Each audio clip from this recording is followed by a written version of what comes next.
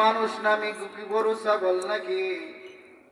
ধমক দিয়া যখন বুজুর্গকে যখন এই কথা বলছেন, যখন বুজুর্গের মাথা থেকে যখন নিজের হাতটা যখন বুজুর্গের হাতটা যখন নিজের মাথার থেকে সরায়া অনেক বড় বেয়াদবি যখন করে ফেলেছে, অনেক বড় ধমক যখন দেয়া বলাইছে, বুজুর্গ কিন্তু দোকানদারকে ধমক দেন নাই, মাইরও দেন নাই, কিছুই বলেন নাই।